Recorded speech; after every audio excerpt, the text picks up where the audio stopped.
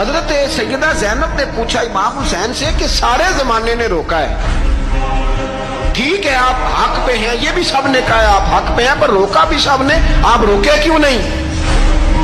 تو ابن کثیر اور ابن اسیر لکھتے ہیں کہ امام حسین رو پڑے، کہنے لگے بہن میں رک جاتا، پر میں نے رات کو نانا مصطفیٰ کو خواب میں دیکھا ہے۔ تو حضور نے فرمایا حسین اگر آج یہ رواج پڑ گیا نا یزید جیسے لوگوں کا تو قیامت تک پڑا رہے گا، پھر لوگ کہیں گے کوئی نکلا نہیں تھا تو ہمیں بھی نکلنا، پھر لوگ ظالموں کے سامنے گردنیں جھکانے کے عادی ہو جائیں گے۔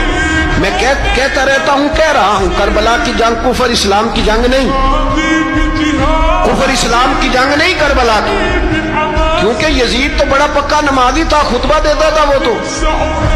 جب امام حسین رضی اللہ تعالیٰ عنہ نے کربلا کے میدان میں جمعے کا دن تھا تو یزید کے سامنے کو بات کرنی شروع کی عمر بن سعد کے سامنے، تو عمر بن سعد کہنے لگا حسین زیادہ باتیں نہ کر، ہمارا جمعہ لیٹ ہو رہا ہے، جنگ کے لیے تیار ہو، فٹافٹ آ، اہل بیت نبوت کو قتل کریں گے اور قتل کے بعد پھر نماز پڑھیں گے اور پھر کہیں گے اللہم صلی علی محمد وعلی آل محمد، اسی نماز میں پھر درود بھی پڑھیں گے۔ یہ کیسا مرتبہ ہے، کیسا انداز ہے، دوستی قاتل سے بھی مقتول سے یارانہ بھی۔ امام حسین نے حر بن یزید امام حسین سے کہنے لگا مجھے حکم ہے آپ کو روکنے کا، آپ آگے نہیں جا سکتے۔ امام صاحب نے فرمایا وجہ زمین اللہ کی ہے، اس نے کہا آپ بیعت نہیں کر رہے، یزید کی حالات آپ کے حق میں درست نہیں ہے، آپ نہیں جائیں گے۔ امام روک گئے۔ ظہر کی نماز کا وقت ہوا تو حضرت علی اکبر امام حسین کے بڑے صاحبزادے انہوں نے اذان ظہر پڑھی تو حر بن یزید کے لشکر نے امام حسین کے پیچھے نماز ادا کی۔ کہا بھئی تم مقابلے میں آئے ہو نماز پیچھے پڑھتے ہو؟ کہا حضور مقابلہ تو تلواروں سے کر رہے ہیں پر ہمارا دل تو مانتا ہے نا کہ مصطفیٰ کا نواسہ بڑی شان والا ہے۔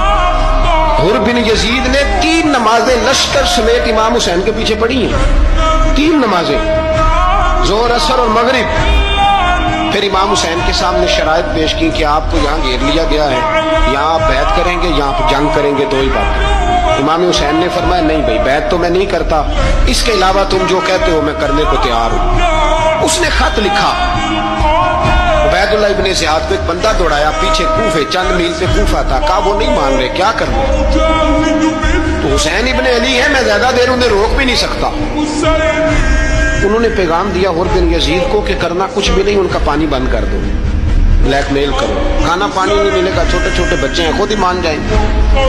حضرت امام علی مقام کے بارے میں حر کے پاس جب یہ پیغام آیا تو حر کہنے لگا میری طبیعت نہیں مانتی حسین پر پانی بند کروں، دل نہیں مانتا۔ جب یہ لفظ کہے نا دوبارہ تو پھر عبید اللہ ابن زیاد نے عمر بن سعد کو 10,000 آدمی دے کے بھیجا، کہا حر بن یزید لچک دکھا رہا ہے حسین کے ہاتھ میں۔ ایک رے کا علاقہ تھا، بڑی وہاں فصل ہوتی تھی، لوگ کوشش کرتے تھے وہاں کا گورنر بننے کی، کوشش کرتے تھے۔ تو عبید اللہ ابن زیاد کہنے لگا تمہیں رے کی گورنری ملے گی، سب سے سرسبز و شاداب علاقہ، تمہیں وہاں کا گورنر بنایا جائے گا اگر حسین کے خلاف لڑو گے۔